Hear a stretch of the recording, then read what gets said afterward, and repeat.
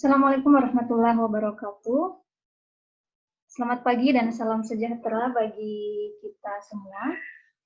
Saya ucapkan selamat bergabung untuk seluruh peserta seminar online Kupas Tuntas Beasiswa Fulbright. Perkenalkan, nama saya Rusda Hairati. Di sini saya selaku moderator dalam seminar online ini.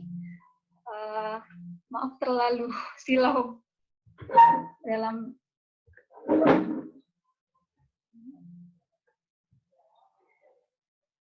dengan moderator bernama Kak Gloria Kezia Laupati selaku award beasiswa Fulbright. Jadi saya harap kepada teman-teman semua untuk tetap menonaktifkan suaranya sehingga seminar online ini dapat berjalan dengan efektif.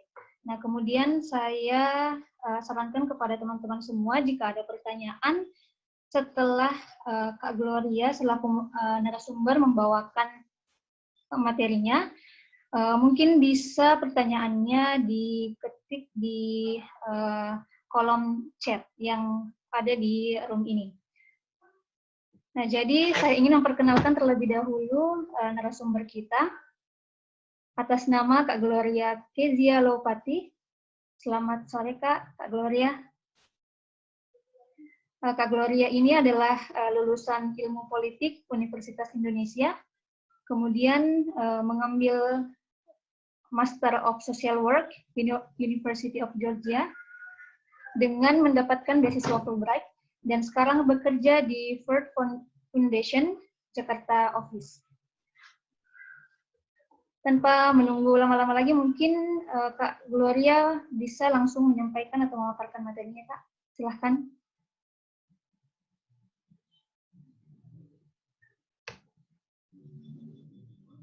Kak Gloria? Kak, suaranya belum diaktifkan, Kak.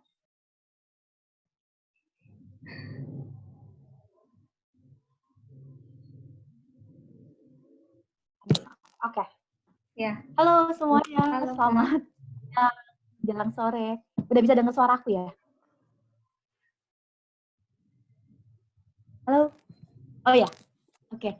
Perkenalkan, nama saya Gloria Kezia Laupati. Saya biasa dipanggil Kezia. Terima kasih tadi Rusida udah memperkenalkan. Iya Kak, sama-sama. Aku boleh share screen ya berarti? Iya Kak, silahkan. Aku di disable untuk screen sharing sama hostnya. Kalau boleh dikasih permission ya. Kenapa Kak, bisa diulang? Oke. Nah, oke, sudah. Ya. Bisa kelihatan ya semuanya. Sorry, aku. Iya Kak, kelihatan. Oke. Udah bisa? Udah kelihatan? Iya Kak, kelihatan. Bisa dilihat kah? Iya Kamu Kak. bisa lihat nggak, Rusida? Kalau saya bisa Kak. Yep. Udah share screen. Jadi terima kasih banget kesempatannya. Ya juga buat Mas Muhammad.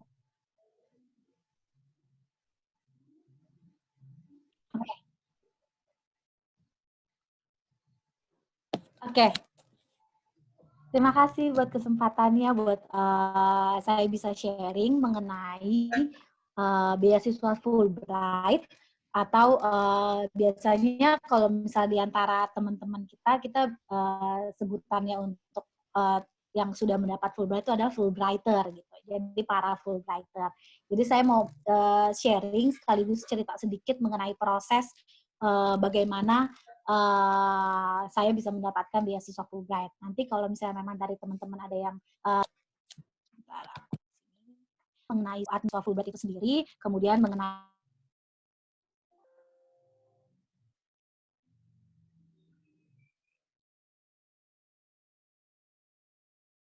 Indonesia. Jadi mereka yang mempunyai komisioner untuk Fulbright, beasiswa Fulbright di Indonesia. Mereka yang mengurus semua segala administratif dari mulai pendaftaran hingga nanti keberangkatan kita gitu. Dan juga ini dibangunnya sendiri tahun 1992. Jadi beasiswa Fulbright itu kan memang ada dua ya. Jadi maksudnya ada bukan hanya mahasiswa Indonesia yang pergi belajar ke Amerika Serikat, tapi juga mahasiswa Amerika Serikat yang datang ke Indonesia gitu. Jadi memang bentuknya adalah memang seperti pertukaran, gitu. Pertukaran individu atau pelajar. Gitu. Kemudian mengenai Fulbright scholarships itu sendiri, memang Fulbright ini memang adalah flagship-nya beasiswa untuk Amerika Serikat. Jadi diurus oleh US Department of State dari Amerika Serikat dan sudah berjalan lebih dari 70 tahun. Satu senatornya, jadi William Fulbright. Beliau adalah orang yang menginisiasi mengenai pertukaran. Fulbright itu juga memberikan koneksi terhadap dunia, karena kan dunia itu kan selalu berubah, jadi dia menyediakan kesempatan untuk semua orang dengan latar belakang yang berbeda untuk dapat sharing atau dapat exchange knowledge dan juga experience antara warga Amerika Serikat dan juga dengan warga Indonesia. Dan juga Fulbright itu menciptakan hubungan yang abadi dan juga berusaha untuk melawan kesalahpahaman, karena kan memang antara Amerika Serikat dan juga Indonesia itu memang perbedaannya memang sangat berbeda gitu ya, sangat ada perbedaan nilai, ada perbedaan politik ideologis, ada perbedaan value-value yang sangat berbeda antara Amerika dan juga Amerika Serikat juga Indonesia. Jadi memang itu Fulbright adalah untuk menjembatani perbedaan-perbedaan itu melalui pertukaran supaya kita bisa mencapai tujuan bersama, yaitu kesejahteraan sejahtera bagi seluruh dunia ini, nggak hanya satu negara tertentu. Kenapa waktu itu milih Fulbright atau kenapa sih harus Fulbright? Sebenarnya karena kesempatannya gitu. Kalau di Fulbright itu karena kan memang kalau beasiswa Fulbright itu beasiswa untuk dari berbagai, jadi untuk dari pemerintah Amerika Serikat untuk berbagai negara di dunia ini. Jadi memang networking kita itu nanti exposure kita juga dengan international community. Jadi dengan orang-orang atau Fulbrighters dari negara-negara lain, benua-benua lain gitu, dari Asia, Australia sampai Afrika juga gitu. Jadi juga Amerika Latin dan lain-lainnya. Dan di Fulbright ini memang mereka mendukung sekali untuk memberikan bantuan untuk kita mencari universitas, selain mencari universitas yang pas untuk kita, dan juga untuk apply ke dalam universitas tersebut. Jadi Fulbright tidak hanya memberikan beasiswanya, tapi mereka memberikan pendampingan. Mereka juga memberikan kesempatan untuk tes seperti TOEFL atau dan juga GRE. Nanti aku jelasin lebih lengkap lagi. Mereka memfasilitasi dan membiayai untuk kesempatan tersebut gitu. Dan sangat baik kesempatannya sih menurut aku, karena banyak dari kita kadang-kadang suka nggak ngerti mengenai universitas di Amerika, bagaimana prosesnya, dan mereka sangat helpful. Kemudian supporting system during their study, jadi in the US. Jadi saat kita belajar di Amerika Serikat, kebetulan kalau untuk master itu waktu durasi programnya adalah 2 tahun. Kemudian kalau untuk PhD itu lain lagi, antara 3 sampai 5 tahun. Gitu. Dan supporting systemnya itu seperti apa? Jadi kalau misalnya di Fulbright itu, nanti setelah kita, jadi kalau Aminah tadi yang aku ceritain, kalau Aminah itu kan sebenarnya yang mengurus dari mulai pendaftaran sampai nanti keberangkatan dari kita. Nah, nanti setelah kita berangkat dan sampai kita pulang lagi ke Indonesia, itu semua yang akan mengatur dan mendukung kita ada namanya IIE. Nanti aku jelasin lebih lanjut lagi di bagian berikutnya. IIE itu adalah Institute of International Education. Jadi mereka yang mendukung kita dalam segala macam sih mengenai administrasi di kampus, nanti kalau misalnya ada kesulitan apapun, dan juga mereka sering mengadakan acara-acara atau events yang bermanfaat buat kita para Fulbrighters. Kemudian di Fulbright juga kita bisa mendapatkan kesempatan untuk pre-academic training, yaitu 3-8 minggu sebelum waktu sekolah kita. Jadi waktu sekolah kita, jadi keberangkatan kita itu adalah sebenarnya disesuaikan dengan waktu universitas kita memulai masa tahun ajarannya. Tapi Fulbright sendiri itu memberi kesempatan bagi kita untuk beberapa, tidak semuanya, jadi dalam satu angkatan tidak semuanya diberikan kesempatan, tapi beberapa orang, hampir semuanya mungkin, itu mendapatkan kesempatan untuk belajar di universitas lain selama sebelum memasuki ke dalam universitas yang ditujunya. Jadi belajarnya tuh apa sih di tempat lain kalau misalnya banyak banget. Jadi biasanya tuh belajarnya mengenai culture-nya dari US. Jadi biar kita tuh nggak begitu datang, nggak tiba-tiba cultural shock banget gitu dengan perbedaan. Tapi mereka akan memberikan informasi itu dulu selama 3 atau 8 minggu, ataupun misalnya mengenai academic writing untuk bahasa Inggris, atau untuk memperlancar bahasa Inggris kita. Kemudian untuk Fulbright sendiri, jadi untuk visa itu sedikit berbeda dengan students lainnya. Jadi kalau misalnya students lainnya untuk belajar ke Amerika Serikat, itu visanya mereka akan visa F1 atau F1. Tapi kalau Fulbright, mereka menggunakan, atau kita menggunakan, itu adalah J1, atau J1.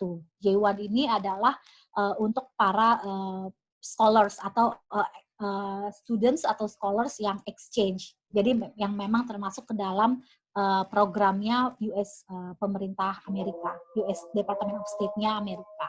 Gitu. Dan juga di Fulbright itu tidak ada usia minimum atau usia maksimum. Jadi apapun sebenarnya sudah bisa mendaftar untuk beasiswa Fulbright, kecuali memang ada satu program dengan dikti, yaitu yang PhD atau S3, dan mereka itu dibiayai bersama, jadi mixed grant antara pemerintah Amerika dan juga pemerintah Indonesia. Dan biasanya dikti funded programs ini dikhususkan untuk individual yang sudah menjadi dosen.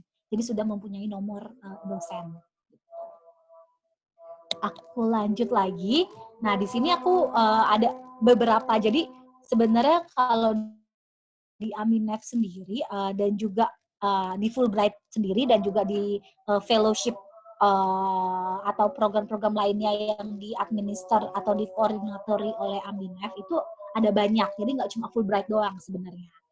Tapi di Fulbright-nya sendiri itu sebenarnya sudah punya ada dua bagian, yaitu program yang mendapatkan degree atau program yang tidak mendapatkan degree. Degree itu maksudnya ijazah atau misalnya master dengan mempunyai ijazah embel-embel master atau enggak doktor. Gitu. Jadi banyak banget sebenarnya kesempatan untuk yang non degree juga. Seperti misalnya kalau teman-teman pernah dengar mengenai FLTA atau Foreign Language Teaching Assistant, itu adalah untuk guru-guru bahasa Inggris di Indonesia. Jadi mereka mengajar, jadi mereka akan dikirim ke Amerika Serikat untuk mengajar bahasa Indonesia kepada mahasiswa Amerika Serikat. Kemudian karena kebetulan saya itu mendapatkan programnya adalah di master degree, jadi dibilangnya adalah MA degree atau master degree. Jadi saya akan lebih berfokus kepada mengenai Fulbright master degree program. Dan syarat yang paling general atau yang paling dasar banget dari syarat untuk mendapatkan Fulbright master degree ini adalah yang pertama sudah mempunyai gelar S1 dalam bidang apapun sebenarnya. Jadi asal sudah lulus dari S1 itu sudah bisa untuk daftar Fulbright yang master. Kemudian mempunyai IPK-nya minimumnya 3, kemudian sudah mempunyai antara untuk requirement bahasa Inggrisnya antara TOEFL-nya yang ITP aja itu minimum 550, atau kalau sudah punya IELTS itu harus minimum 6,5. Nah, saat proses aplikasinya sebenarnya ada beberapa dokumen yang dibutuhkan. Yang pertama itu adalah application forms. Nah, di application forms ini sebenarnya ada banyak dan itu merupakan template yang teman-teman sebenarnya bisa cari dan bisa download nanti saat pembukaan beasiswa Fulbright itu sudah dibuka gitu. Jadi biasanya itu harus mengirimkan application form ini.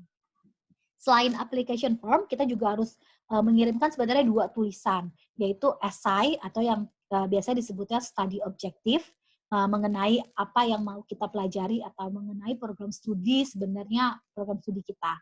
Kemudian ada personal statement, itu lebih ke perkenalan, nanti kedua-duanya ada saya bahas juga lebih sedikit lebih detail di slide berikutnya.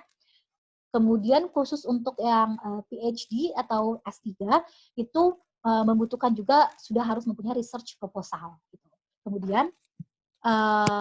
Kemudian juga selain itu butuh reference letter. Jadi reference letter itu adalah minimum 3 dan itu bisa dari siapapun. Kalau saya dulu itu saya minta ke supervisor saya 2 orang dan kemudian satu lagi itu saya minta ke dosen saya. Jadi reference letter ini harus dari orang profesional dan tidak mempunyai hubungan personal gitu. Jadi bukan ayah atau orang tua gitu, bukan juga misalnya bukan tetangga atau siapa. Memang harus mempunyai kredibilitas yang bisa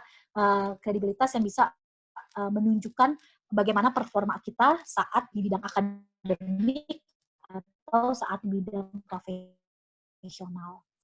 Jadi saat kuliah atau saat bekerja. Kemudian yang berikutnya, nah ini sebenarnya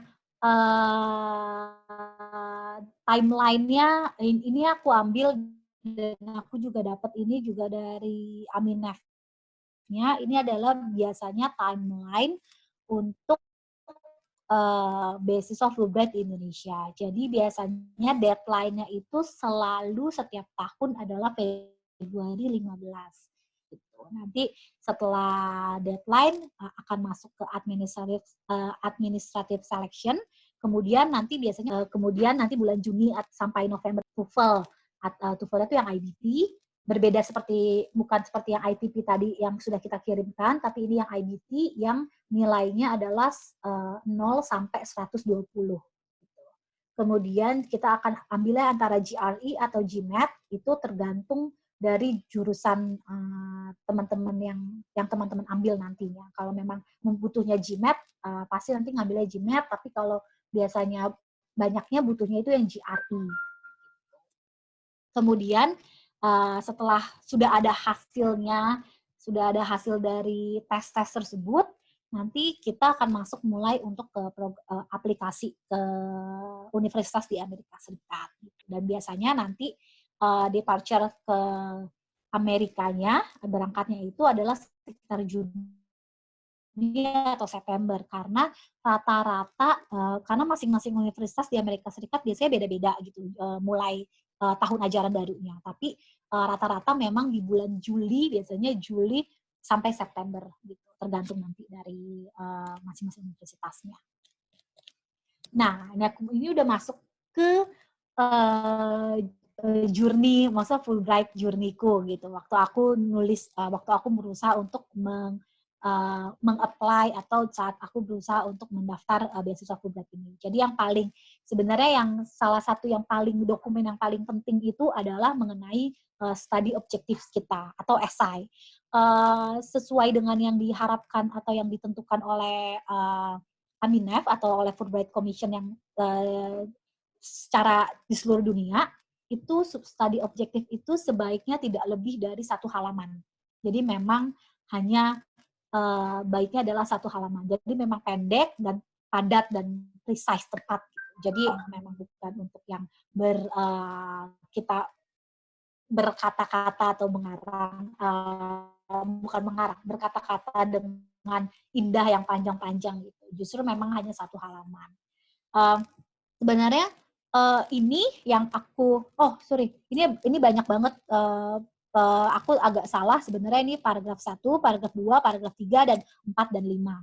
Tapi sebenarnya ini berdasarkan pengalaman pribadi saya. Jadi ini bukan formula paling tepat yang dicari oleh Fulbright Commission atau oleh Aminef gitu saat mereview tulisan kita. Jadi ini saya rangkum menurut pengalaman baiknya. Apa yang sudah saya lakukan itu adalah memperkenalkan diri secara singkat, kemudian menyebutkan program dan fokus studi yang ingin diambil, dan kemudian jelaskan secara singkat alasan kenapa memilih program itu. Jadi dalam kita menyusun studi objektif ini, kita sudah harus naik program studi yang kita mau lakukan. Kita harus explore dan pelajari jurusan yang kita minati di berbagai kampus. Jadi jangan cuma ngelihat di satu kampus aja nih. Misalnya kayak saya waktu itu, karena waktu itu saya mau ngambilnya adalah Master of Social Work. Jadi saya melihatnya, pertama yang saya lakukan itu adalah mencari sebenarnya ranking social work, School of Social Work di Amerika Serikat itu siapa aja sih yang paling bagus. Kemudian saya lihat program-programnya, kemudian setelah saya lihat, saya pelajari yang mana yang kira-kira cocok. Karena kan setiap program biasanya mempunyai fokusnya berbeda. Setiap universitas, bahkan walaupun fakultasnya adalah School of Social Work, itu mempunyai fokus yang berbeda-beda dan juga mempunyai konsentrasi yang berbeda-beda. Jadi itu sangat penting untuk teman-teman bisa lihat, bisa sudah research beberapa universitas sekaligus supaya teman-teman dalam menulis studi objektif itu tidak kosong, tidak dengan menerka-menerka gitu, dengan sudah mempunyai basis yang teman-teman sudah mau tahu apa yang teman-teman mau ambil di program studi tersebut. Gitu.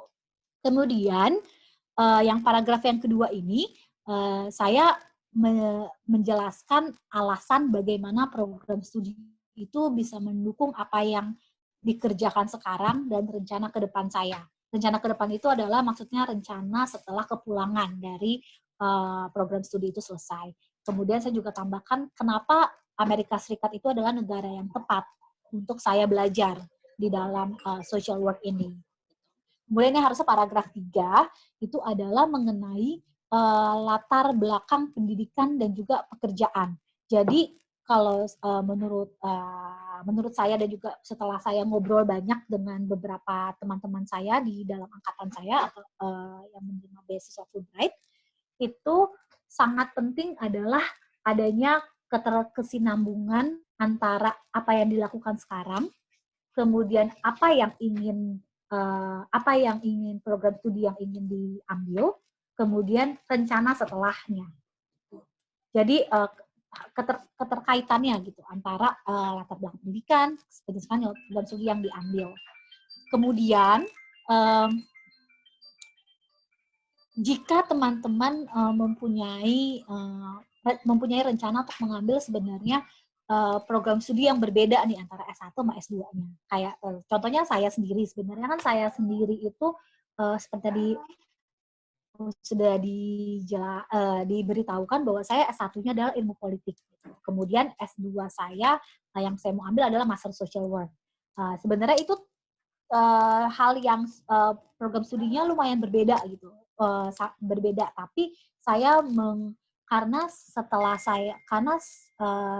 saat itu saya sudah bekerja di organisasi non-profit atau non-government organization, NGO atau non-profit organization. Jadi saya menyambungkannya adalah dengan pekerjaan yang sekarang. Dan tentunya latar belakang pendidikan saya yang S1 ilmu politik itu juga memberikan dukungan sebenarnya kepada apa yang saya lakukan di saat itu waktu saya sedang bekerja. Dan kenapa makanya kenapa nyambung menurut saya antara kerja di NGO dan juga kemudian mau mengambil Master of Social Work, dan juga nanti setelah saya lulus atau kembali ke Indonesia itu akan melakukan seperti apa. Kemudian paragraf yang terakhir, mungkin 2 paragraf, karena ini paragraf yang paling penting sebenarnya, karena ini adalah isinya dari future goals dan juga rencana penelitian kita. Mungkin kalau rencana penelitian itu terdengarnya, wah udah detail banget ya rencana penelitian. Enggak juga gitu. Jadi rencana penelitian itu adalah kalau pengalaman saya sendiri, rencana penelitian itu adalah apa yang saya harapkan saya akan ambil atau saya dapatkan. Karena kan saat saya melakukan riset mengenai universitas dan juga jurusan saya itu, saya melihat tuh semuanya. Saya lihat kelas-kelasnya itu apa aja, konsentrasinya tuh siapa aja, kemudian dosennya tuh siapa aja. Ada nggak yang saya yang bisa sepertinya tuh cocok dengan apa yang saya mau lakukan sekarang. Kemudian juga kalau teman-teman bisa jelaskan secara singkat saja sebenarnya rencana setelah kembali ke Indonesia itu mau melakukan apa, atau apa sih sebenarnya yang akan apa gunanya atau buahnya dari pembelajaran atau studi S2 di Amerika Serikat tersebut. Baru saja kalau misalnya waktunya kurang atau gimana, nanti mohon informasinya ya. Takutnya kelamaan atau gimana saya. Nah, kemudian dokumen yang lainnya yang dibutuhkan adalah personal statement. Jadi sama seperti studi objektif, personal statement itu juga sama 1 halaman dituliskannya. Dan kalau ini sekali lagi ini adalah bukan rumus atau formula yang pasti untuk suatu esai personal statement, tapi ini adalah apa yang telah saya lakukan berdasarkan pengalaman saya. Jadi kalau saya tuliskan di personal statement itu adalah it's all about passion.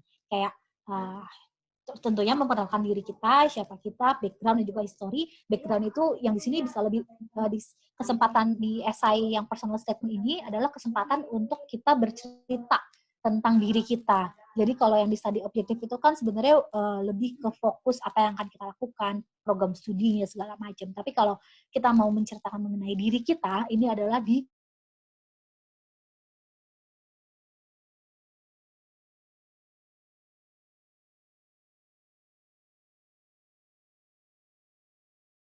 personal statement itu gitu. Jadi banyak ada beberapa yang saya tuliskan di sini bisa memperkenalkan diri kita, siapa kita, background history kita, kayak kenapa kita bisa tertarik di isu apa yang membawa kita sampai di posisi kita sekarang ini. Terus kemudian kalau misalnya teman-teman terlibat dalam project atau apapun yang kalian lakukan, silakan diceritakan secara singkat. Kemudian apa yang kalian lakukan setelah nanti melakukan selesai S2. Kemudian, nah ini proses yang berikutnya adalah interview. Jadi interviewnya itu kalau di Fulbright adalah panelis.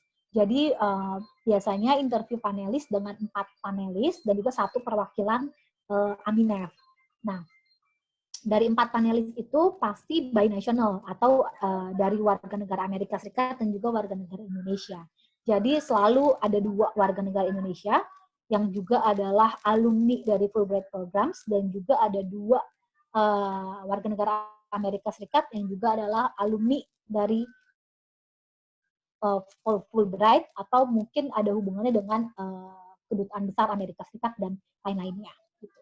Jadi pertanyaannya sebenarnya prosesnya itu mungkin sekitar 30-40 menit atau sampai 1 jam lah untuk proses interview kita bersama panelis.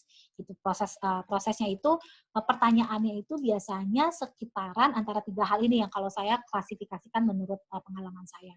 Yaitu adalah motivasi dan juga rencana ke depan. Jadi motivasi itu apa yang memotivasi kita atau yang sebenarnya itu kan masa lalu kita, kemudian rencana ke depan adalah masa depan kita. Gitu. Jadi apa? Kenapa, dan apa, gitu sih biasanya. Kemudian yang lainnya adalah ide atau substansi dari itu, mengenai dari program studi kita, apa yang sudah kita lakukan, segala macamnya. Pertanyaan itu bisa kemana-mana. Kemudian yang terakhir ini adalah pertanyaan behavioral. Itu mungkin kalau teman-teman yang sudah pernah terlibat dalam diskusi panelis atau interview kerja, atau itu biasanya ada nih pertanyaan behavioral. Pertanyaan yang biasanya kalau nanti kalau misalnya kamu di Amerika, apa sih yang akan kamu lakukan, apa sih yang bisa kamu berikan kepada warga negara Amerika Serikat, apa community di tempat kamu berada nanti, atau misalnya kalau misalnya ada pertentangan antara mahasiswa itu kamu bakalan seperti apa sih? Jadi gitu. Jadi pertanyaan skenario behavioral kamu di dalam biasanya dalam dunia akademis atau biasanya dalam dunia profesional. Kemudian setelah melakukan interview dan dinyatakan terpilih, dinyatakan bahwa secure grant ya. Jadi Fulbright itu sebenarnya dia sistemnya adalah memberikan grant. Jadi grant-nya itu sebesar sekian, kemudian berarti tuh grant itu atau dana hibah itu tuh udah milik kita.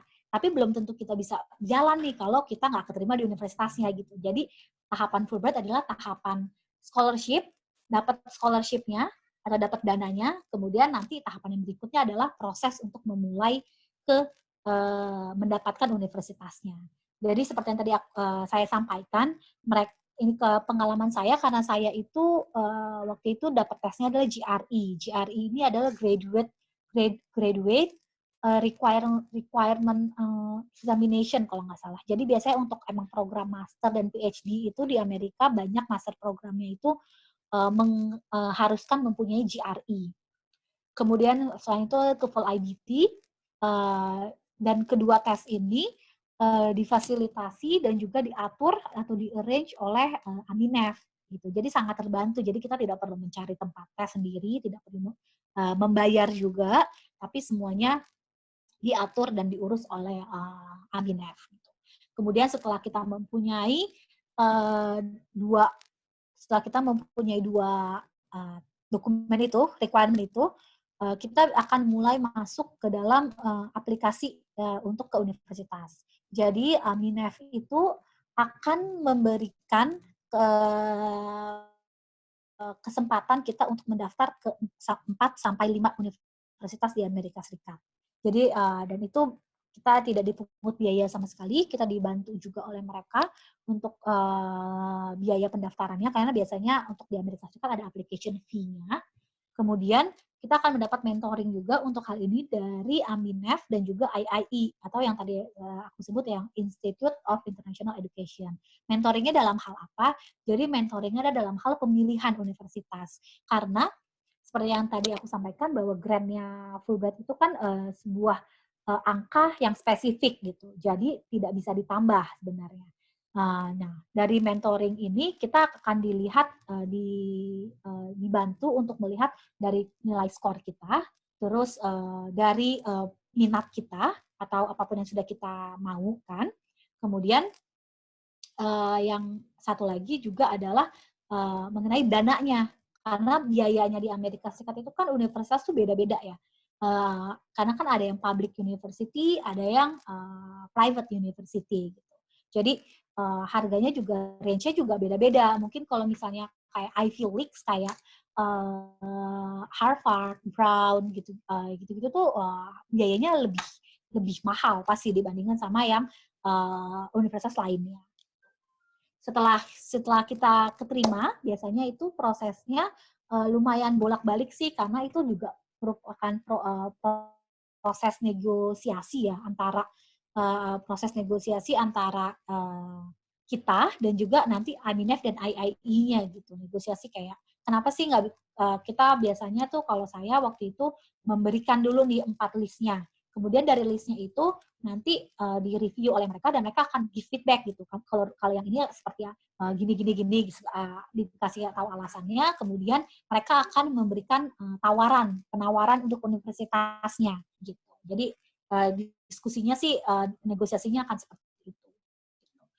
Sampai kita memutuskan untuk memilih universitas yang mau kita ambil. Itu semua universitas yang mau kita ambil, karena kan dari 5 universitas itu mungkin semuanya keterima, tapi mungkin hanya 2 yang keterima, atau mungkin hanya 3 universitas yang keterima. Dan dari universitas yang keterima itu adalah keputusan dari kita, dari Fulbrighters-nya untuk memilih mau ambil yang mana. Tentunya dengan segala macam konsekuensinya ya. Kemudian setelah itu nanti akan ada pre-departure orientation atau kita sebutnya PDO. Itu biasanya diadakan di Indonesia, di kotanya beda-beda biasanya, tapi waktu saya di Jakarta, dan di situ itu difasilitasi oleh Aminef, dan kita itu untuk angkatan kita. Jadi untuk angkatan saya itu waktu itu di program masternya itu ada 25 orang. Jadi kita ketemu, tentunya nggak hanya saya, karena kan ada banyak program Fulbright tadinya, ada yang PhD juga, ada yang visiting scholars, ada yang lain, dan juga ada yang ada juga dari warga negara Amerika Serikat juga yang datang ke sini yang untuk sebagai yang mengajar bahasa Inggris di sekolah-sekolah, itu juga termasuk ke dalam video ini. Jadi kita dikumpulin bareng-bareng rame-rame. Nah, itu setelah itu keberangkatan kita itu ditentukan sebenarnya selain dari tanggal kita masuk universitas atau yang tadi saya sebutkan dari PAT atau pre-academic training. Gitu. Jadi waktu itu kalau saya dapatnya di San Diego, dan waktu itu saya buat 4 minggu. Jadi sebelum saya itu kan di Georgia, University of Georgia. University of Georgia itu adanya di Georgia State. Nah, saya itu masuknya itu adalah kalau nggak salah tuh bulan Agustus. Tapi saya mendapat pre-academic training ini selama 4 minggu di UCSD San Diego. Itu California, di State California itu selama 4 minggu. Jadi saya berangkat itu adalah Juli tanggal 1, bukan Agustus, walaupun kuliah saya mulai Agustus, tapi saya berangkatnya Juli karena saya ada program 1 bulan dulu untuk yang program PAT itu. Waktu itu programnya saya adalah academic English. Jadi saya di situ belajar academic writing untuk kuliahan tuh seperti apa sih, terutama kuliahan di Amerika Serikat. Kemudian ini saya slide terakhir saya. Oh enggak deh, slide terakhir saya berisi konten. Jadi di sini kayak Fulbrighter for life tuh maksudnya adalah sekali kamu Fulbrighters itu adalah you'll always be a Fulbrighters gitu. Kayak community dan networking-nya itu sangat tinggi gitu. Jadi kesempatan untuk bertemu dengan orang-orang dari berbagai negara dan juga mempunyai sahabat-sahabat baru dari berbagai negara itu sangat tinggi gitu. Dan juga saat kita balik ke sini pun komunitas dari Fulbrighter itu sendiri adalah juga cukup erat gitu. Kita kalau pengalaman dari saya, dari angkatan saya sendiri aja, kita masih selalu sharing untuk dari mulai lowongan kerja atau enggak informasi-informasi apapun, informasi beasiswa berikutnya atau informasi tentang apapun itu kita masih terus keep in touch gitu. Dan juga Aminef juga masih terus memfasilitasi kita sih. Jadi mereka juga selalu ada berbagai acara yang selalu mengundang kita. Kayak seperti saya diberikan kesempatan juga untuk menjadi panelis untuk interview dari CCIP atau Community College program. Nah, ini adalah untuk more information sebenarnya. Jadi teman-teman kalau misalnya mau informasi lebih lanjut mengenai Fulbright, mau tanya-tanya bisa ke Aminef sebenarnya, karena mereka punya website, mereka ada Facebook, Instagram, Twitter, email, mereka sangat aktif gitu, dan juga mereka sangat helpful. Jadi jangan pernah khawatir untuk menghubungi mereka karena mereka sangat helpful. Dan juga di sini saya tulis email saya juga kalau misalnya mau nanya-nanya spesifik mengenai pengalaman saya atau apapun itu bisa juga via email ataupun bisa lewat Instagram saya. Sepertinya itu aja kalau misalnya untuk presentasi saya. Terima kasih sekali untuk yang mendengar. Silakan, baru sudah saya balikin lagi. Terima kasih Kak Gloria atas materinya. Sangat bermanfaat dan tentunya merupakan ilmu baru untuk kita semua, para pengejar beasiswa tentunya Kak. Mungkin untuk selanjutnya bisa langsung jawab pertanyaan saja Kak. Untuk beberapa pertanyaan tadi kan kami sudah buat grup, jadi ada beberapa pertanyaan yang sudah tertampung. Jadi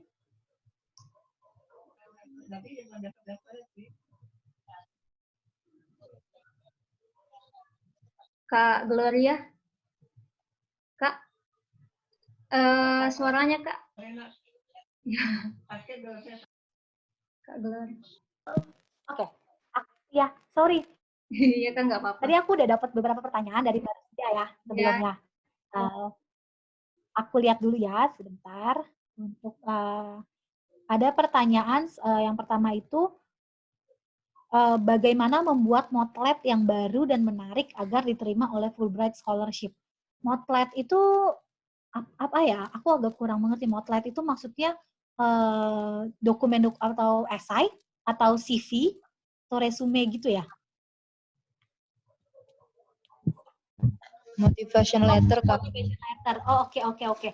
Motivation letter. Jadi tadi seperti yang aku udah jelaskan juga, singgung sedikit sebenarnya kalau di dalam di Fulbright itu motivation letter itu kan kita ada dua ya, ada personal, ada mungkin motivation letter itu lebih yang personal statement kali ya, karena kan lebih personal gitu. Ya, sebenarnya kalau misalnya dari pengalaman saya itu yang tadi ini adalah mengenai passion kita, menceritakan mengenai apa yang membuat kita membuat kita berada di posisi kita sekarang ini. Seperti sekarang ini posisi kita misalnya sudah sedang mencari beasiswa, sudah bekerja misalnya selama 2 tahun gitu. Kayak apa yang hal-hal apa aja sih? Karena kan nggak mungkin ya, pasti kan apapun yang kita lakukan, baik pekerjaan, terutama pekerjaan sih, itu kan biasanya kan akan sesuai dengan apa yang kita suka dan kita mempunyai reasoning kenapa kita mau melakukan hal ini gitu. Kenapa kita mau involve di bidang finance gitu. Kenapa kita mau involve di bidang akuntansi? Apakah kita melihat dari ayah kita mungkin seorang akuntan atau seorang apapun, dari melihat contoh-contoh apa yang terjadi di masyarakat atau apa yang menurut kita bisa kita selesaikan dengan kita menjadi pribadi kita. Seperti itu sih kalau misalnya dari aku. Semoga menjawab ya, mungkin. Lanjut ke pertanyaan berikutnya ya. Berapa lama awardee beasiswa Fulbright harus kembali ke negara asal? Jadi di Fulbright itu setelah kita lulus dari Fulbright, itu ada yang kita namanya itu adalah sebenarnya PAT juga, Post Academic Training. Gitu. Jadi di situ kita ada kesempatan 1 tahun. 1 tahun untuk berada di negara di Amerika Serikat, asalkan dan diwajibkan kita wajib harus mempunyai pekerjaan di Amerika Serikat, dan pekerjaannya harus inline dengan bidang studi kita. Dan di dalam masa 1 tahun tersebut, Aminef atau IIE Fulbright sudah tidak mendukung biaya apapun, gitu. Jadi biayanya sudah tidak dibiayai oleh mereka lagi, gitu. Tapi waktunya adalah 1 tahun. Setelah 1 tahun bisa kembali. Gitu. Dari angkatan saya itu ada lumayan, mungkin ada sekitar 10 orang atau 5-10 orang lah yang mendapatkan pekerjaan sesuai dengan bidang studi mereka setelah mereka lulus. Jadi mereka bisa stay di situ 1 tahun. Jadi tahun ini adalah banyak yang justru baru balik, beberapa rekan saya, karena baru 1 tahun masa post academic training itu selesai. Gitu. Kemudian apabila ada shortfall, apakah Fulbright membantu mencarikan dana atau dari institut lainnya? Nah, tadi untuk shortfall, jadi mungkin aku jelasin mengenai shortfall ya. Jadi shortfall itu adalah keadaan di mana dana grant, dana hibah yang kita punya itu tidak cukup untuk menutupi biaya hidup kita atau biaya kita di Amerika. Jadi biaya di Amerika Serikat itu kan ada living cost dan juga tuition fee. Nah, biasanya Aminef dan IIE akan lebih mementingkan living cost-nya. Jadi karena itu shortfall itu adalah biaya yang kamu harus bayarkan lagi ke universitas kamu saat kamu dana grant-nya tuh kurang gitu. Nah, dana shortfall itu bisa dari mana aja sebenarnya, bisa dari dana pribadi kalau memang ada, itu bisa menggunakan dana pribadi, Atau sebenarnya jadi Fulbright itu juga memberikan dukungan sih. Jadi mereka sangat suara ya. Atas nama Mbak Suharyati Febria, Mbak Suharyati, bisa di-unmute Mbak.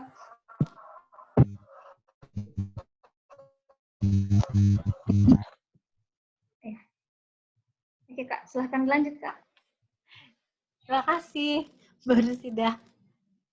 Jadi kalau jadi ya dari shortfall itu Fulbright atau membantu juga sih sebenarnya mencari beasiswa di dalam universitas itu gitu. Biasanya kan ada teaching assistants atau graduate assistants atau beasiswa lainnya. Itu mereka tidak mencarikan tapi mereka mendukung gitu. Jadi kalau misalnya kita harus aktif mencari sendiri sebenarnya untuk tambahan itu. Gitu sih. Tapi sebenarnya saya mau share juga sebenarnya dengan title kita sebagai Fulbright itu sebenarnya kita sudah membawa hal yang baik untuk universitas tersebut di Amerika Serikat. Karena sangat berpengaruh tuh universitas kayak ada berapa banyak international students, ada berapa banyak Fulbright scholarship di dalam universitas itu tuh sangat berpengaruh bagi mereka. Jadi kayak contohnya kalau di universitas saya sebenarnya biaya tuition fee saya sangat besar. Biaya tuition fee saya itu lebih dari biaya grant saya. Tapi sama Fulbright itu mereka sudah ada kerjasamanya. Jadi di international office-nya University of Georgia atau kampus saya itu memberikan scholarship kepada saya half gitu. Jadi Fulbright juga jadi hanya bayar setengahnya aja sebenarnya dari tuition fee yang saya yang punya saya gitu. Jadi itu sih sangat memungkinkan. Tapi memang kalau untuk universitas yang istilahnya Ivy Leagues yang mahalnya itu sangat mahal karena bisa 2 kali lipatnya grant gitu. Misalnya kayak Harvard itu kalau nggak salah tuh setahunnya itu tuition fee-nya itu sekitar 70.000 atau 75.000 sampai 80.000 US dollar. Itu sangat lewat banget dari grants-nya yang diberikan oleh Fulbright gitu. Gitu sih. Jadi kesulitannya memang seperti itu. Jadi kalau misalnya memang kalau keterima di Harvard dan bisa mendapatkan beasiswa lainnya lagi di dalam Harvard itu sendiri, itu akan sangat baik. Karena memang tetap aja kok saya kenal ada beberapa juga orang yang memang mendapatkan Fulbright dan di Harvard. Itu kemudian tadi udah dijawab sedikit. Apakah Fulbright tidak bisa memberikan beasiswanya ke kampus Ivy League? Jadi seperti Harvard atau Stanford. Jadi seperti saya bilang sangat bisa, tetap aja bisa. Cuma memang ada gap biayanya itu yang lumayan besar, yang sangat besar untuk dipertimbangkan gitu dalam melakukan pemilihan. Karena kalau kita tidak mendapat beasiswa lainnya lagi di dalam Harvard itu sendiri, karena kan di dalam universitas itu kan memang banyak tuh sebenarnya grant lainnya, beasiswa lainnya gitu, yang bukan Fulbright, dan itu sangat bisa didapatkan gitu oleh kita. Tapi kita harus bisa mencari dan bisa mendapatkannya sendiri. Gitu. Kemudian, bagaimana tips persiapan interview? Apakah ada kesempatan menunjukkan berkas? Jadi ada kesempatan menunjukkan berkas, sebenarnya kita tidak perlu membawa berkas apapun, karena berkas yang kita berikan itu mereka sudah punya semua. Nanti semua panelis itu sudah mempunyai berkas kita sebenarnya. Dan sebelum hari wawancara, mereka sebenarnya sudah diberikan jauh-jauh hari untuk mempelajari berkas kita gitu. Jadi tidak perlu membawa berkas lain sih, kecuali kalau mau membawa berkas tambahan kalau ada gitu. Tapi ya enggak juga nggak apa-apa gitu. Tipsnya itu persiapan interview sebenarnya tipsnya adalah jadi diri sendiri aja. Dan gini, karena kan sebenarnya kita pasti gugup, karena nggak mungkin nggak gugup untuk interview dalam bahasa Inggris bersama ada seperti di sidang gitu rasanya. Kita duduk di sini, di seberang kita ada 4 orang yang akan bertanya kepada kita, dan juga ada 1 orang lagi Aminef gitu yang memberikan, yang menjadi moderator gitu. Itu rasa gugup tuh mungkin pasti tetap ada. Cuma kalau menurut pengalaman saya sebenarnya lebih kepada menjadi diri sendiri gitu. Jadi dan tidak berbicara besar. Kalau ini menurut pendapat pribadi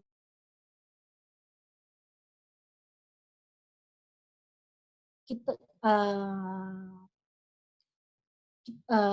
saat kita mau berada di dalam interview, kita memberikan janji-janji gitu, janji-janji kepada bangsa Indonesia gitu. Kalau saya kembali bangsa Indonesia, saya akan membuat ini, itu. Saya akan menjadi ini, itu.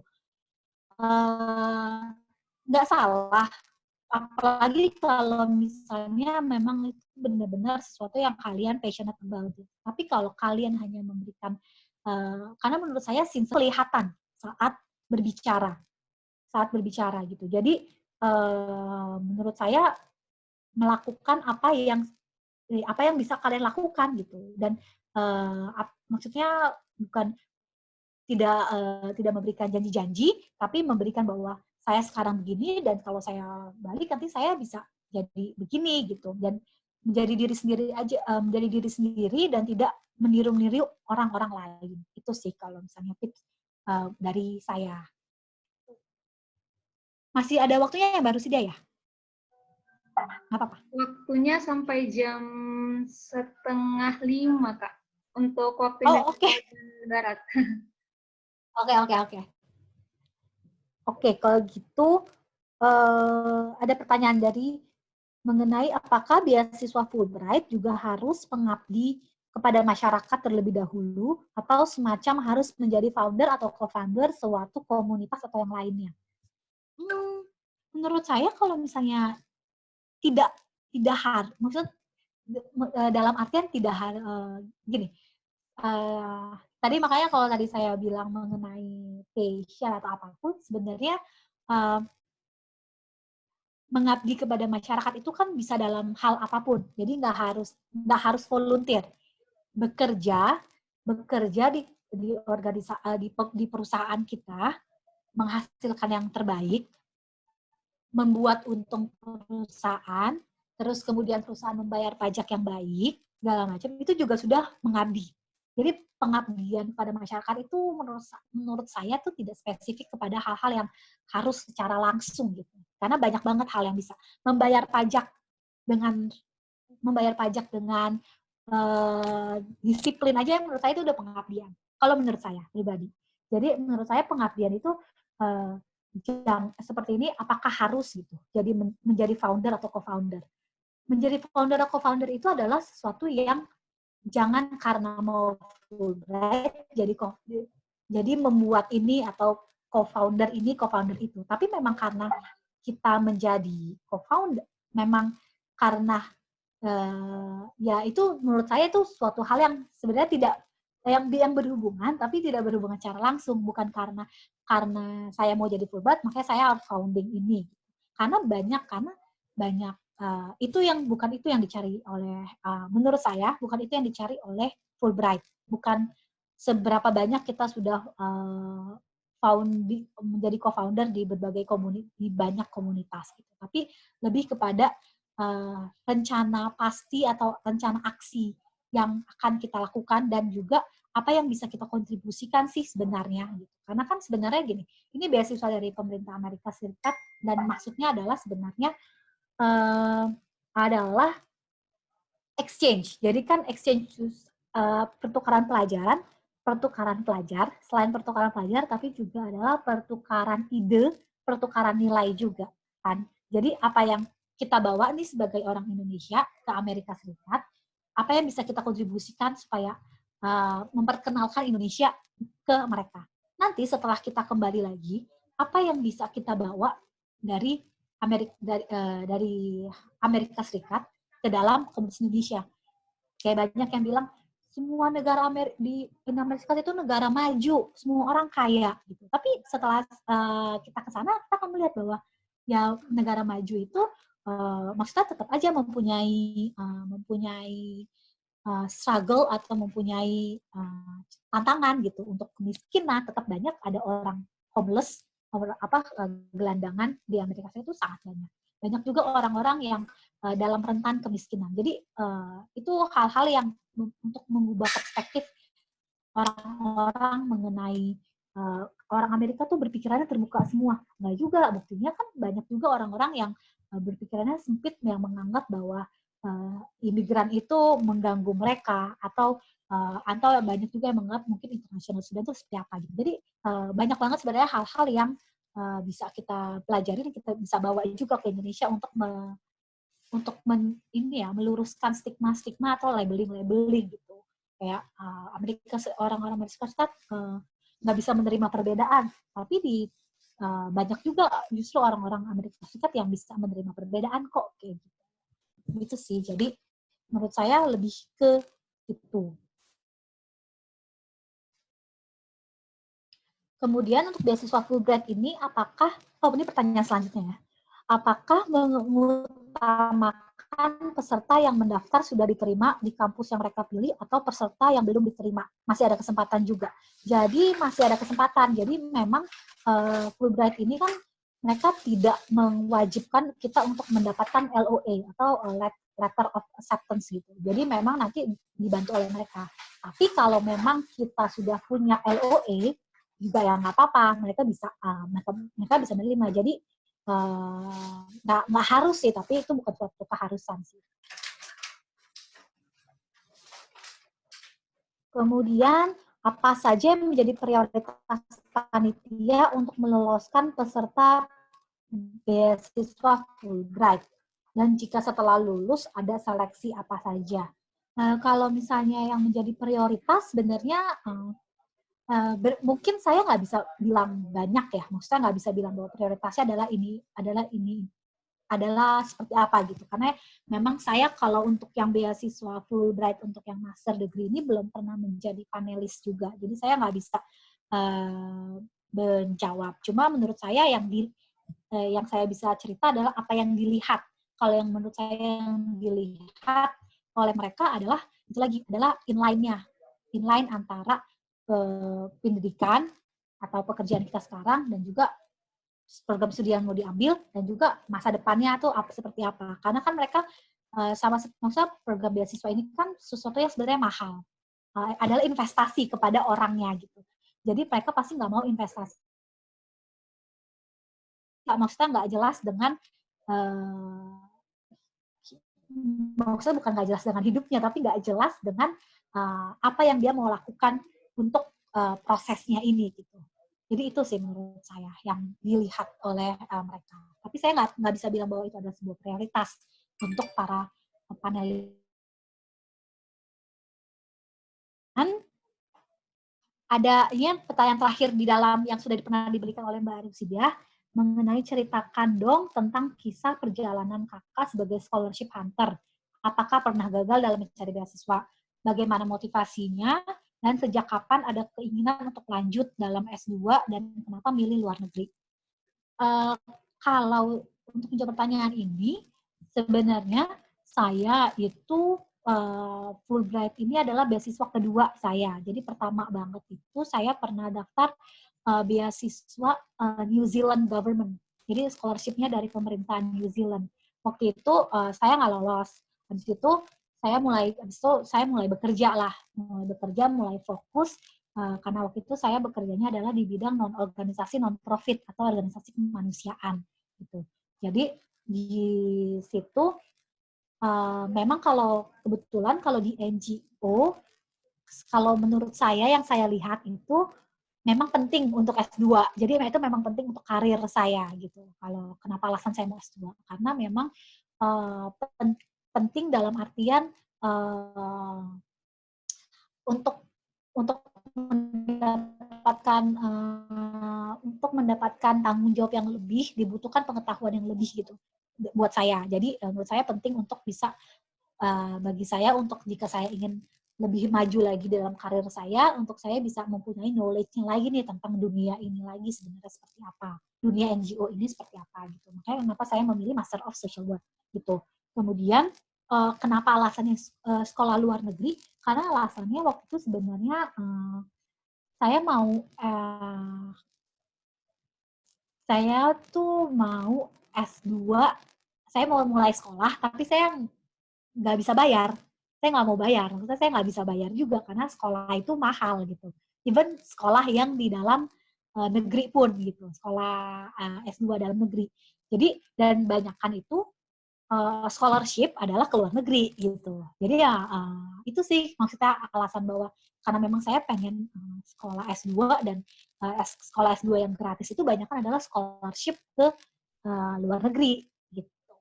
Itu sih. Itu pertanyaan saya. Oke, Kak. Jadi mungkin lanjut ke ini ya, Kak, pertanyaan yang ada di chat. Mungkin saya bacakan ya, Kak, supaya nggak terlalu capek kakaknya. Ya. Oke. Oke, Kak. Jadi pertanyaan pertama itu untuk yang di live chatnya, waktu pertama kali ke Amerika itu mengalami culture shock enggak? Terus gimana kakak membangun relasi dengan mahasiswa dari latar belakang yang berbeda-beda?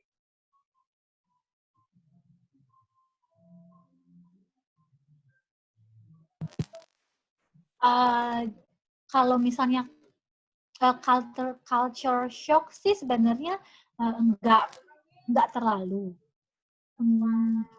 Beda, culture shock sih enggak, tapi memang merasakan berbeda aja gitu. Tapi enggak yang sampai yang shock atau kayak gimana. Karena kan memang di Amerika tuh, maksudnya Amerika tuh kan sering di kayak di TV series gitu kan, kayak udah tahu gitu. Bukannya udah tahu, tapi kayak udah punya bayangan akan kayak gini nih, kayak gini. Dan juga sebelumnya kan juga memang ada PDO itu yang pre-oriented POD, PDO, pre-departure orientation, itu juga udah dibantu sedikit gitu, kayak tentang kayak misalnya orang sana itu selalu nanya how are you. Tapi itu bukan sesuatu yang harus dijawab ya. Jadi kayak kalau kita kan nanya apa kabar, itu kan kita kayak baik-baik apa gimana kabar. Tapi kalau mereka kayak hi how are you, itu tuh kayak halo aja gitu. Jadi bukan yang untuk yang engage untuk mengetahui bahwa I'm doing okay karena begini gitu tuh enggak yang kayak gitu. Dan itu maksudnya hal-hal yang kecil-kecil seperti itu sih gitu. Tapi enggak yang gimana, enggak yang sampai culture shock juga gitu. Karena juga waktu itu mungkin saya itu kan sebelum langsung ke Georgia itu kan ke California dulu 1 bulan. Dan di California itu kebetulan juga ada kenalannya orang tua saya. Jadi setiap minggu itu saya ke rumahnya orang tua, kenalan orang tua saya itu. Gitu. Jadi lumayan kayak kenal aja gitu sih. Maksudnya nggak yang tiba-tiba langsung bablas. Dan kebetulan juga saya itu waktu itu kan kenal orang tua saya itu kan adalah orang Indonesia gitu. Jadi tante saya itu jadi kayak masih dalam Indonesian community lah gitu. Maksudnya masih kayak ada sentuhannya walaupun itu ketemunya cuma weekend doang gitu. Kemudian masuk ke dalam kuliah, maksudnya ke pindah state yaitu di Georgia. Itu state-nya itu Georgia itu state yang kita sebut itu South. Jadi kalau South itu adalah South itu mempunyai sejarah panjang untuk perang sipil antara North sama South gitu. Jadi seperti itu. Jadi memang karakteristik orangnya itu sangat berbeda dengan orang-orang yang ada di California. Gitu. Tapi memang cara membangun relasinya adalah sebenarnya mereka nggak cara yang paling untuk membangun relasi kayaknya adalah tak kenal maka tak sayang. Jadi kayak emang ya harus kenalan, maksudnya harus aktif dalam artian di dalam kayak masa orientasi gitu kan untuk melihat kohort atau angkatan saya di dalam di dalam School of Social Work. Jadi mau nggak mau saya harus Karena memang di School of Social Work itu ada sekitar 60-an mahasiswa yang mengambil Master of Social Work, dan international students-nya tuh cuma 3. Dari Indonesia, saya dari Bangladesh, kemudian dari Cina. Gitu. Jadi memang lebih banyak American student-nya gitu, dan memang social work itu sesuatu yang American based banget gitu, karena kan ya field-nya juga, lapangannya juga adalah lapangan Amerika gitu. Jadi memang mau nggak mau, karena menjadi minoritas itu harus harus memperkenalkan diri, harus lebih engaging ke mereka, karena mereka juga nggak tahu kan sebenarnya kita tuh seperti apa. Itu sih. Oke Kak, lanjut ke pertanyaan selanjutnya. Universitas yang dituliskan di aplikasi dengan universitas yang akhirnya di-apply itu boleh beda atau tetap sama Kak? Nah, selanjutnya boleh minta nggak tips untuk wawancara berdasarkan pengalaman pribadinya Kak Gloria? Kalau boleh aja untuk yang boleh berbeda kok nanti pastinya, karena saat kita menuliskan di forms itu universitas pilihan kita itu kan sebenarnya kan apa yang berdasarkan riset kita gitu, tapi kan nanti kan ada proses negosiasi lagi dari Aminef juga dari IIE-nya gitu, jadi kan itu pasti akan berubah sih.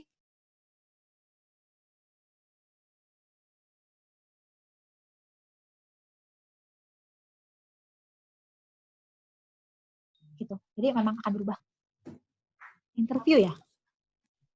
Kalau tips interview, sebenarnya tadi itu sama aja sih apa yang tadi aku ceritakan, menjadi diri sendiri, dan juga kalau kita karena ini kan interview kan dalam bahasa Inggris gitu. Kalau memang kita kayak bicaranya pelan-pelan aja gitu, nggak apa-apa kok gitu, nggak harus yang bicara.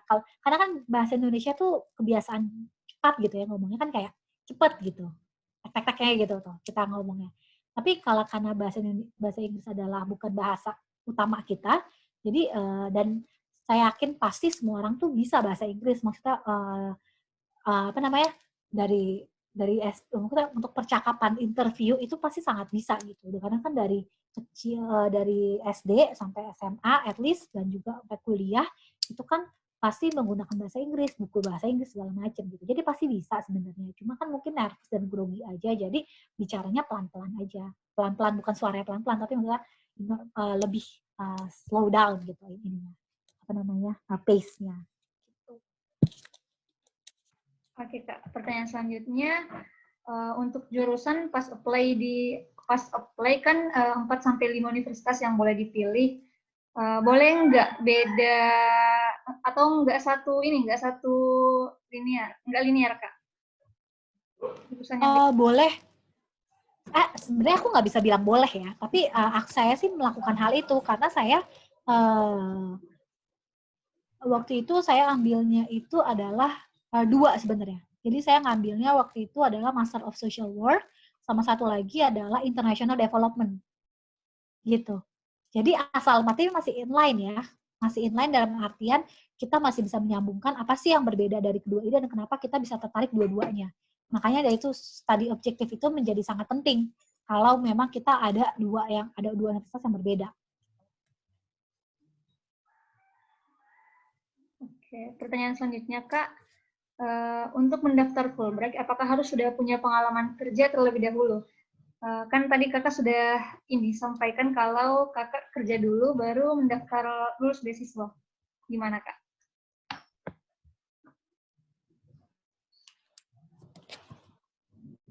Kalau berdasarkan pengalaman saya dan teman-teman saya, Fulbrighters di angkatan saya dan juga di beberapa angkatan lainnya, itu mayoritas semuanya sudah mempunyai pengalaman kerja minimal 1 tahun. Gitu.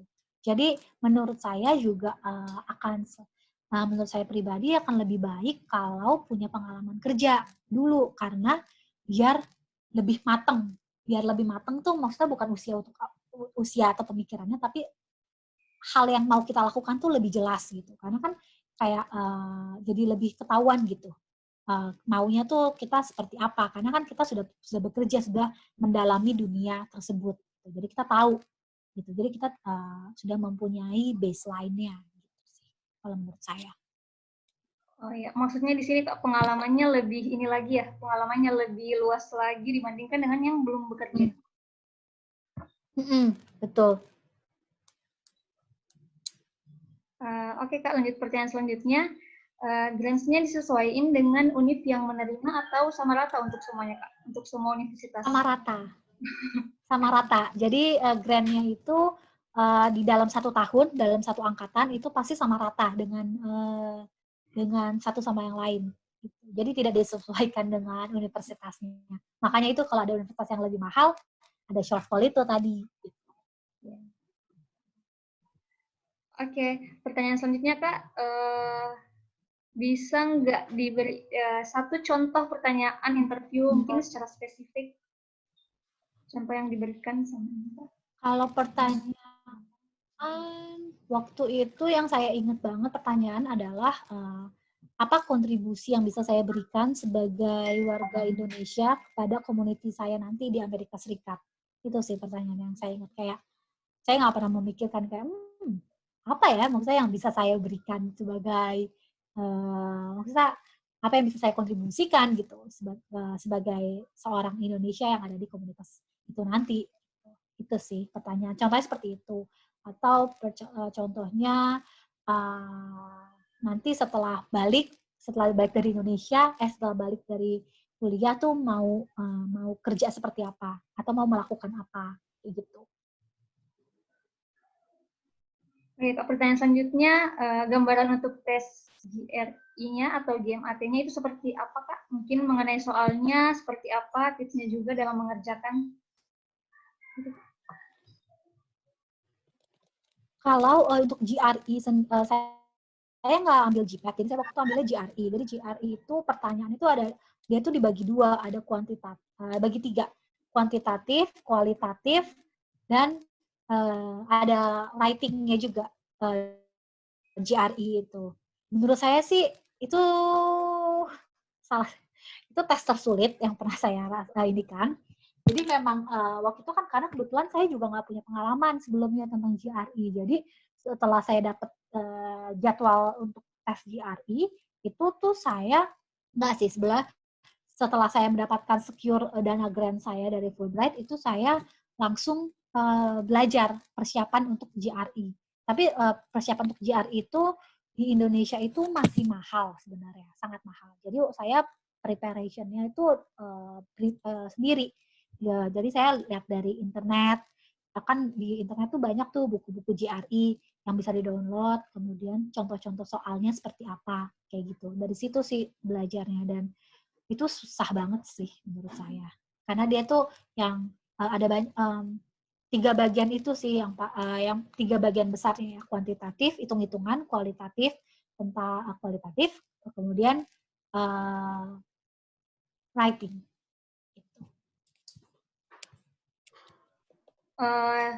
Pertanyaan selanjutnya Kak, kan Ivy League kan biayanya mahal. Nah, apakah dibayar secara full funded atau cuma di cover beberapa saja? Jadi Ivy League tadi seperti aku ceritakan memang biasanya lebih mahal, jadi memang di coverage itu sesuai dengan grants dari Fulbright-nya itu sendiri. Gitu. Jadi sisanya itu either kamu bisa personal, dana personal, atau cari beasiswa di kampusnya lain. Maksudnya cari beasiswa lain di kampus Ivy League tersebut. Oke, untuk rekomendasi web atau buku untuk contoh matlablabnya mungkin bisa kasih Kak?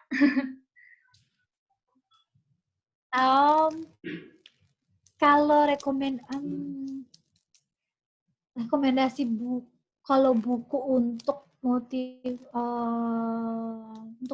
letter sih saya nggak ada rekomendasi ya, maksudnya karena untuk yang kayak motivation letter atau personal statement itu saya buatnya adalah berdasarkan pengalaman atau apapun yang saya mau ceritakan, apa yang mau saya sharing tentang saya gitu. Jadi saya nggak melihat buku ataupun cuma mungkin saya sih pasti minta bantuan ke teman-teman lainnya yang misalnya untuk mengecek mengenai ini tuh udah apa namanya flow-nya tuh bagus nggak sih dengan orang-orang yang sudah punya pengalaman gitu, dengan teman-teman lainnya yang sudah pernah menerima beasiswa atau pernah membuat motivation letter.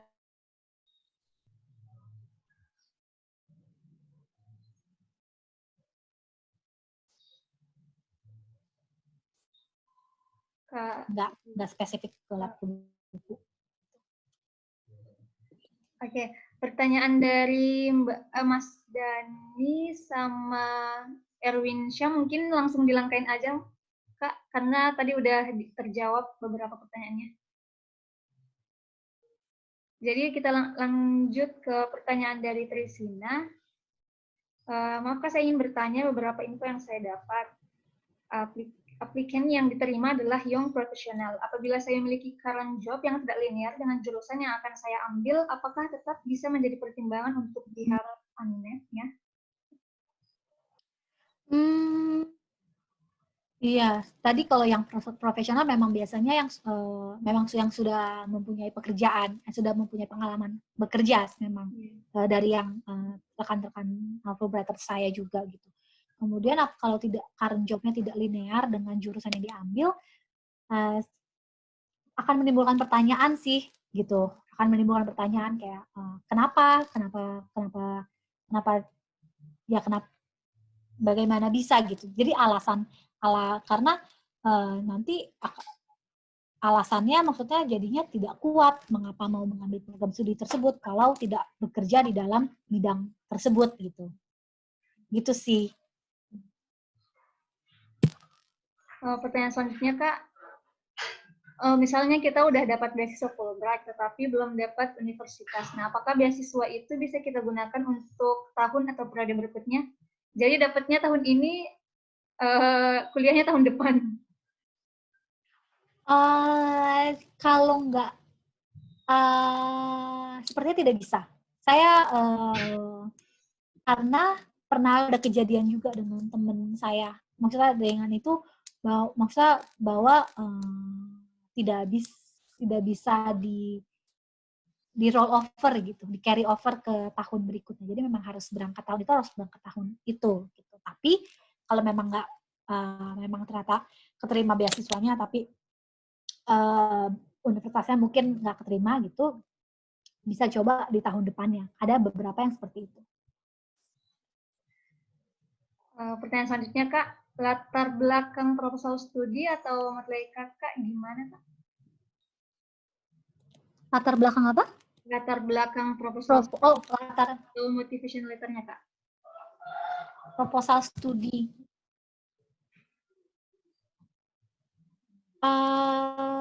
Maksudnya mau nanyanya gimana nih? Latar belakang punyaku seperti apa? Iya, kayaknya seperti itu Kak, yang ditanya. Yang sudah aku tulis. Iya. Iya Kak. Kalau yang sebenarnya aku udah agak-agak lupa karena kan aku itu dapat beasiswa Fulbright itu 2017. Jadi aku berangkatnya itu tahun 2017. Aku dapatnya pengumumannya sebenarnya tahun 2016 akhir, tapi prosesnya dari 2016, tapi keberangkatannya tuh disebutnya sebagai Fulbrighters 2017 gitu. Jadi sebenarnya udah agak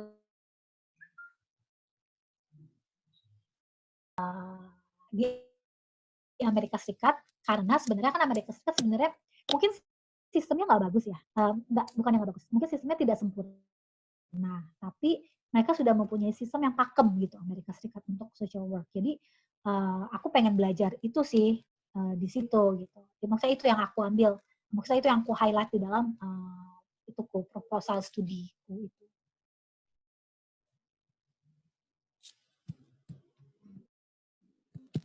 Maaf Kamu masih di mute? Tadi kan Kak sempat keluar, ini jaringannya jelek. Kebetulan ini pertanyaannya hilang semua Kak. Saya tadi lupa save chat Kak gitu. Jadi mungkin Kak. Oh oke. Iya Kak. Boleh. Berarti tadi yang terakhir itu kan itu ya, ada pertanyaan atau program proposal studi. apakah ada kuota setiap tahun untuk penerima beasiswa Fulbright? Kalau masalah kuota sebenarnya saya juga kurang tahu atau kurang paham dengan pasti gitu, ada berapa. Cuma memang waktu angkatan saya 2017 itu untuk yang master degree program master degree program itu ada 25 orang gitu. Untuk master degree-nya aja. Terus pertanyaan mengenai pengalaman kerja tadi sudah dijawab. Kemudian ada yang untuk dosen, nomor induk dosen. Nah, pertanyaan saya, apakah persyaratannya berbeda dengan yang bukan dosen dalam melamar beasiswa Fulbright? Kalau untuk yang nomor induk, ini tuh untuk yang khusus untuk nomor induk dosen nasional itu adalah khusus untuk Fulbright yang Dikti funded. Jadi itu untuk PhD, bukan untuk master pertama. Kemudian itu hanya untuk S3 atau PhD, dan itu jadi mix grant antara Dikti.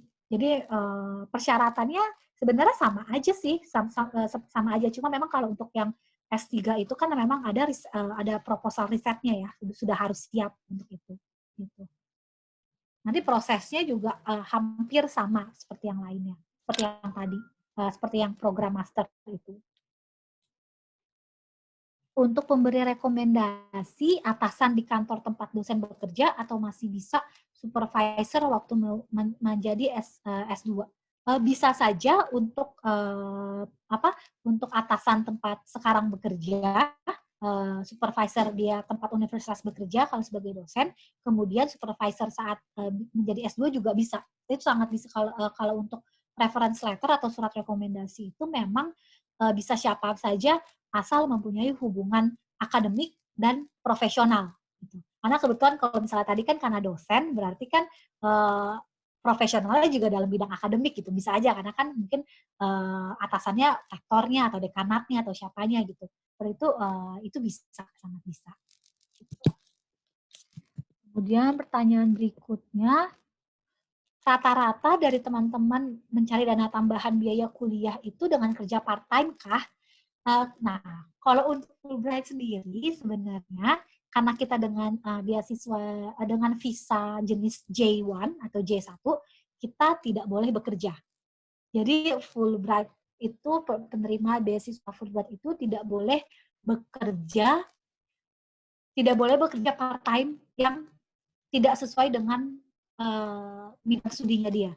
Jadi misalnya, oh boleh lo nggak sih kerja yang part time kayak nyuci-nyuci piring atau nggak jadi pelayan di restoran, itu tuh nggak boleh.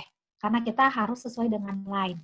Kalau jadi teaching assistant, atau jadi graduate assistant, atau jadi research assistant, itu boleh. Boleh untuk menjadi seperti itu. Untuk apa namanya, punya pekerjaan seperti itu.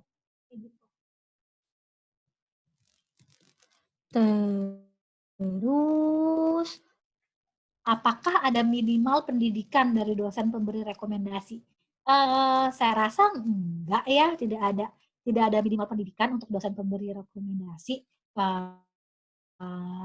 Maksudnya itu kan tidak pendidikannya dia kan seharusnya tidak yang menjadi justifikasi dia sebagai yang menjadi justifikasi dia sebagai pemberi rekomendasi dari kita itu kan sebenarnya bukan pendidikannya dia, tapi adalah pengalaman dia berhubungan profesional atau akademik dengan kita gitu. Jadi saya rasa itu tidak menjadi masalah untuk minimal pendidikan dari pemberi rekomendasi.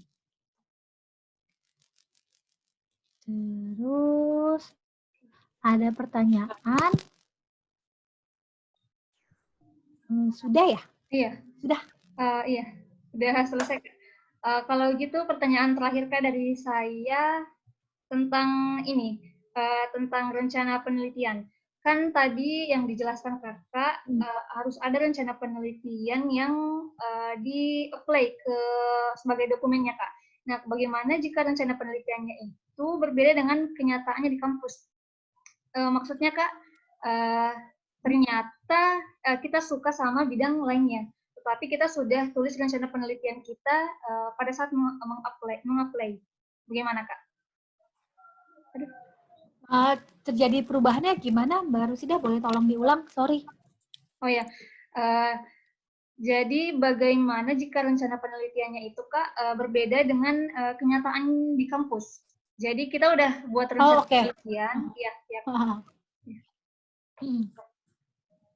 Sip. Kalau misalnya gini, kalau misalnya untuk yang program master, itu kan sebenarnya rencana penelitiannya itu bukan rencana penelitian secara ini banget ya, maksudnya secara mendetail gitu. Rencana penelitiannya adalah asal kita sudah tahu apa yang kita lakukan dan dan program studi ini atau mata kuliah di dalam program studi ini itu bisa mendukung seperti apa gitu.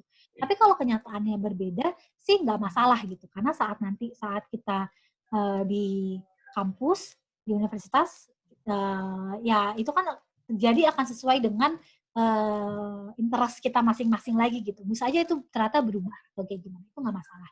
Cuma yang saya nggak bisa memberikan jawaban secara pasti adalah untuk yang beasiswa S3 atau yang PhD. Karena kalau beasiswa S3 itu memang mereka punya satu dokumen, dibutuhkan requirement dokumen tambahan itu adalah research proposal mereka. Nah, research proposal mereka itu kan, itu research proposalnya tuh bukan seperti yang kita, master program tuliskan dalam studi objektif gitu. Tapi itu udah lebih benar-benar lebih terstruktur mengenai research proposal gitu. Karena kan kalau untuk research proposal, kalau untuk PhD itu kan memang itu tuh kayak ini ya, kayak sebenarnya tuh kayak kalau banyak teman-teman yang lain tuh bilang itu sebenarnya komitmen gitu kalau untuk PhD, karena tuh 5 tahun melakukan hal yang sama gitu, 3 tahun sampai 5 tahun melakukan hal yang sama terus dan membahas hal yang sama. Jadi saya kurang tahu kalau apakah mereka tuh bisa berubah gitu, bisa berubah dari research proposalnya, karena pasti berat banget untuk PhD itu kalau berubah riset proposalnya sampai di sana gitu, itu akan sangat berat. Gitu. Oke Kak, terima kasih Kak atas jawaban-jawaban dari seluruh pertanyaan yang sudah dijawab. Sekarang sudah menunjukkan pukul 16.29 Kak. Kalau di kami yang daerah Makassar dan sekitarnya sudah setengah 6. Setengah jam lagi udah masuk waktu buka puasa Kak. Jadi mungkin yang terakhir Kakak ada yang mau disampaikan Kak untuk kita semua, mungkin motivasi supaya kita semua bisa lebih semangat lagi gitu Kak. Kalau mungkin yang bisa diberikan seperti kalau saya, menurut saya tetap jadi diri sendiri saat kita mau melakukan apapun sebenarnya, bukan cuma mau apply beasiswa Fulbright atau beasiswa lain, tapi menjadi diri sendiri bahwa kita jujur dengan diri kita maunya seperti apa, dan kita bisa mengerti apa yang kita mau lakukan, karena dengan itu orang lain akan bisa melihat sebenarnya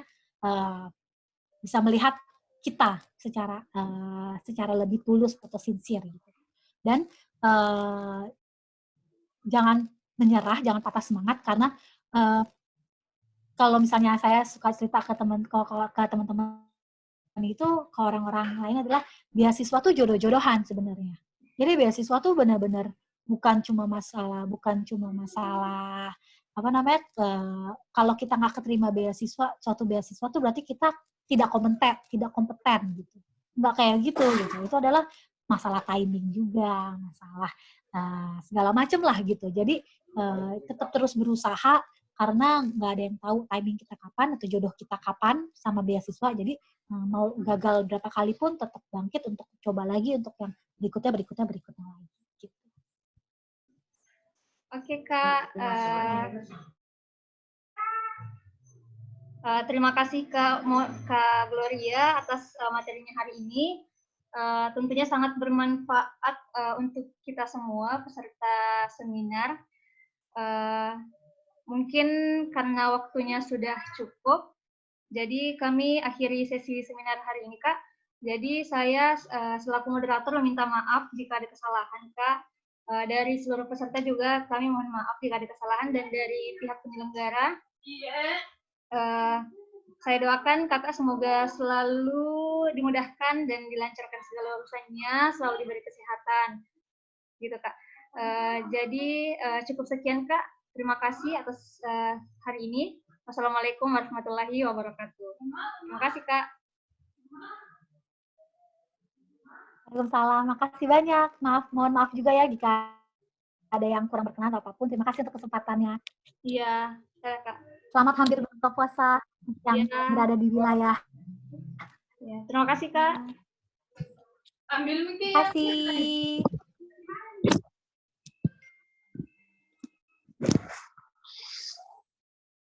kasih.